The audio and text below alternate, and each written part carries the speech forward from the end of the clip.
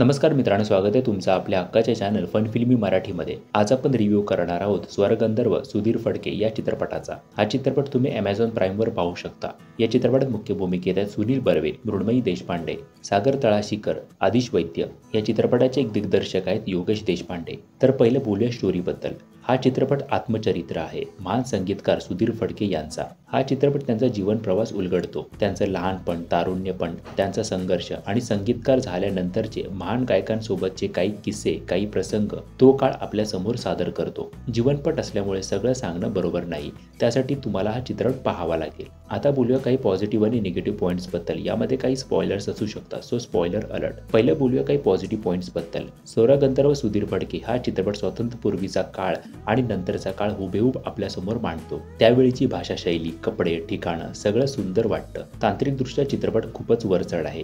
याची cinematography, art direction, production सर्व कमाल झाला आहे। एक एक फ्रेम सुंदर वाटते। या चित्रपटाची कास्टिंग ऑन पॉइंट आहे। सगळ्या कलाकारांनी उत्तम काम केलं आहे। गदिमा यांच्या कास्टिंगला तर 100 पैकी 100 मार्क आपण देऊ शकतो। सुधीर फडके आणि गदिमा यांची जोडी मस्त जमून आली आहे।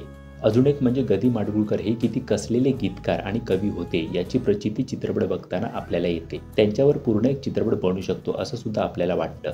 त्यानंतर गीत रामायण याबद्दल सुद्धा सुंदररित्या दाखवलं आहे। या चित्रपटात गाणी सुद्धा ओरिजिनल ठेवण्याचा प्रयत्न केला आहे। सुनील बर्वे यांनी सुद्धा सुंदर काम केलं आहे। आदिश वैद्य यांनी सुद्धा बऱ्यापैकी साथ दिली आहे। आता बोलूया चित्रपटाच्या काही निगेटिव्ह पॉइंट्स बद्दल। स्वरगंधर्व सुधीर फडके हा चित्रपट टप्प्याटप्प्यात आपली छाप सोडतो। याचा स्क्रीन प्ले कमजोर वाटतो। असं वाटतं की त्यांच्या आयुष्यातील काही प्रसंग 5-10 मिनिटांसाठी दाखवले आहेत आणि चित्रपट संपला। त्या चित्रपटाची मांडणी साधारण वाटते, काही वेगळा प्रयत्न वाटत नाही। आता तेच non linear story telling biopic मध्ये तोचपणा आणतो। चित्रपट ताणला गेला आहे। पूर्ण चित्रपट आपल्याला बांधून ठेवण्यात अयशस्वी होतो।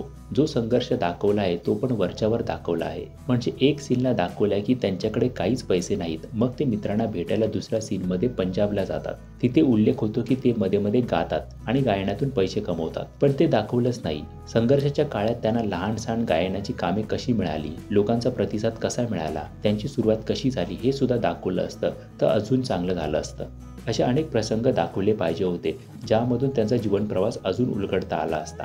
तर हा चित्रपट एक साधारण चित्रपट बनून राहतो। तुम्ही हा चित्रपट पाहिला असेल तर तुमचा रिव्ह्यू कमेंट बॉक्समध्ये नक्की द्या। तर हा होता रिव्ह्यू स्वरगंधर्व सुधीर फडके या चित्रपटाचा। तर या भागात इतकंच, भेटू पुढच्या भागात। तोपर्यंत चॅनलवरचे अन्य व्हिडिओज नक्की बघा। चॅनलला सबस्क्राईब केलं नसेल तर सबस्क्राईब जरूर करा। थँक्यू।